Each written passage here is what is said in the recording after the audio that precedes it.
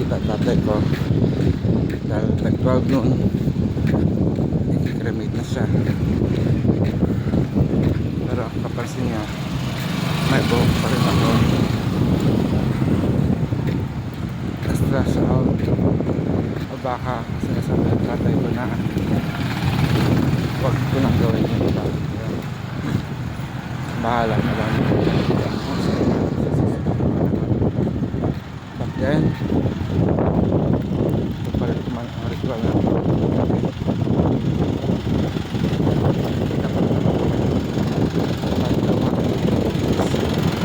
para magkita sila ng no, nagkita naman na sila dahil pinatunayan na ng kabilang katuwa na magkasama sila.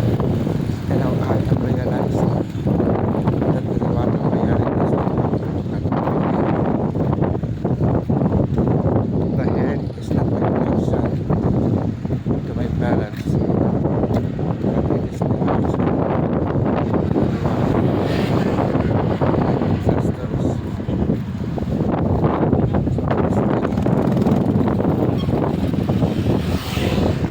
At this day, I will strengthen my devotion to the Wata, Kanto,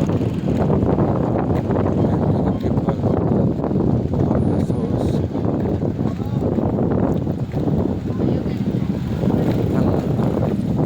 so siya around.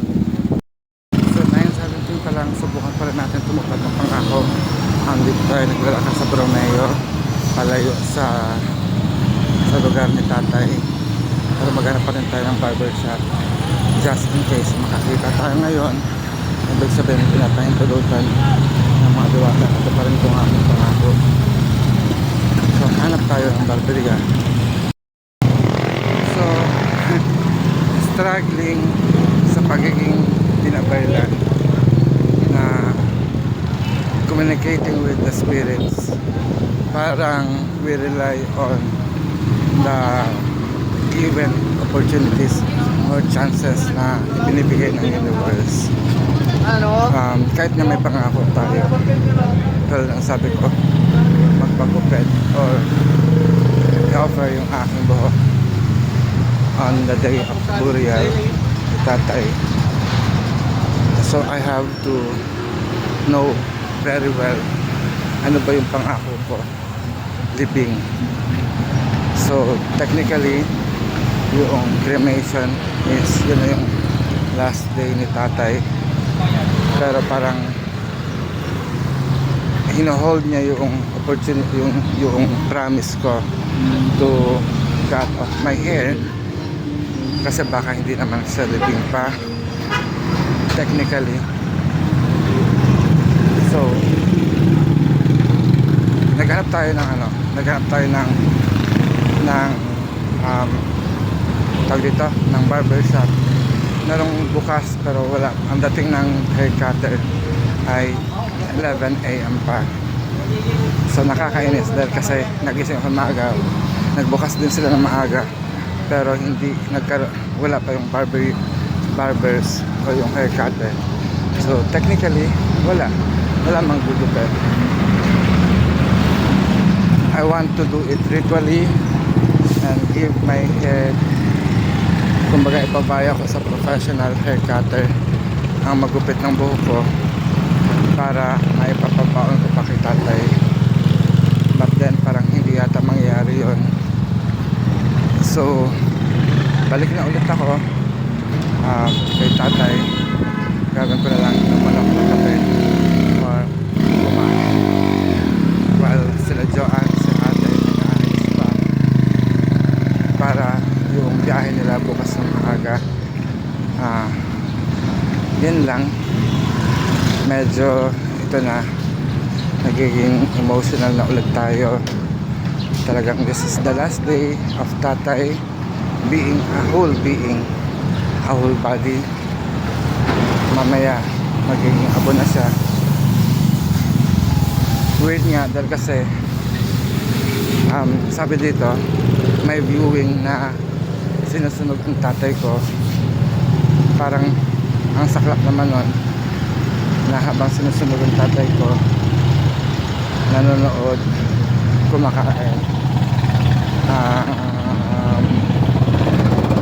Ewan ko, bago sa akin yun. Hindi ako masyadong dumadalo sa mga ganitong event, pero hindi ko akalain na ako na, pamilya ko na ang hinatid ko sa huling hantungan. Kakapagod. Kaya yung promise long life, maganda sana yun, yung long life without any pain, without any illnesses. Pero kung may sakit, magastos, medyo mahirap pala. Tapos kung ikaw naman bilang tao na mahaba ang buhay, mawi-witness mo ang bawat pain ng mga tao. If they are sick, you are going to witness yung pain of death, yung sadness of death. So yun, ikikita ko si Johan naghanap ng signal. So see you around. He knows everything. He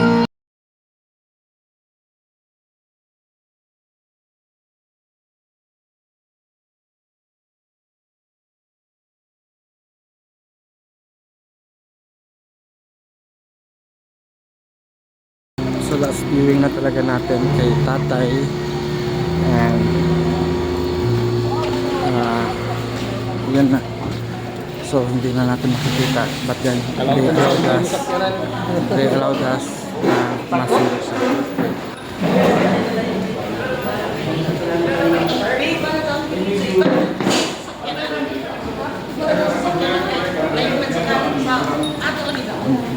Hindi naman magmas pa ba?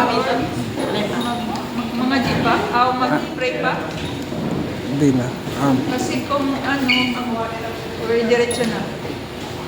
Ilabas mo na para last. Buong pamilya.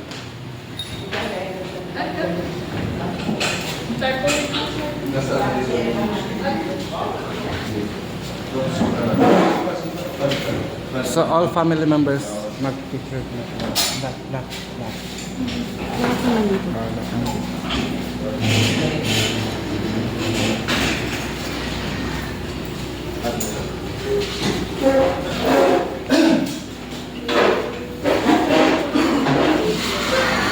Ang paano? Si tatay on his final Ay, siya tigi. resting. Biyakan kita siya tigi.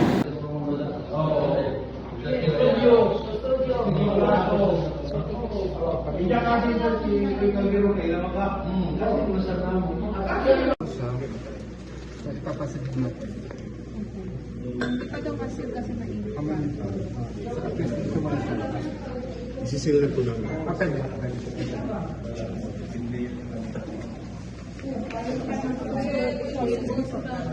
Yung kasabihan ko sa sarili mo, ano bali? Ashes na lolo.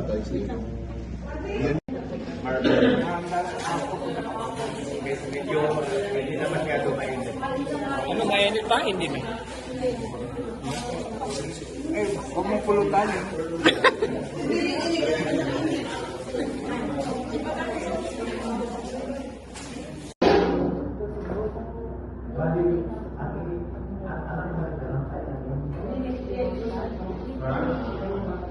Ay,